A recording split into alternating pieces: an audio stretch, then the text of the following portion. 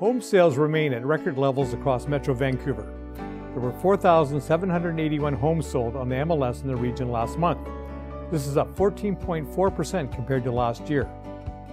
It's also 41.7% above the 10-year April sales average, and it ranks as the highest selling April on record. On the home listing side, there were 6,127 new listings added to the MLS. This is a 4% increase from last year. All totaled, there are 7,550 homes currently listed for sale on our MLS today.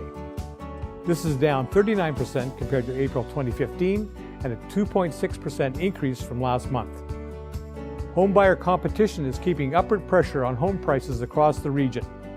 The benchmark price for all residential properties rose to $844,800 in April.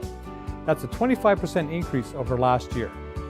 At 30%, detached homes have seen the largest increase over this period, while condos and townhomes have increased about 21% and 22%. To help us better understand the strength of today's market, we measure home buyer demand, fueled by home sales, against home seller supply, fueled by the number of home listings. This measurement today gives us a sales to active listing ratio of 63%. This is reflective of a seller's market. Generally, analysts say that downward pressure on home prices occurs when the ratio dips below the 12% mark, while home prices often experience upward pressure when it reaches 20% in a particular community for a sustained period of time. This brings us to this month's Realtor View segment. This month we're looking at the supply of homes for sale. Much has been made about the lack of supply in today's market. We measure supply with two stats: active home listings and new listings. Over the last year, the total number of active home listings in Metro Vancouver has been lower than we've seen in many years. We have, however, begun to see some steady increases in the flow of home listings being added to our MLS system each month. We call these new listings. As you can see here, we had more than 6,000 new listings in both March and April.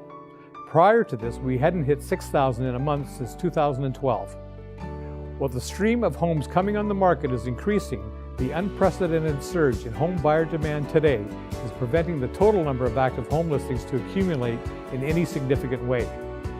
We'll continue to watch the trends in both new and active listings in the months ahead to see if home sellers are becoming more active in today's demand-driven market. For further housing market information, go to the News and Stats section of this website. For the Real Estate Board of Greater Vancouver, I'm Dan Morrison.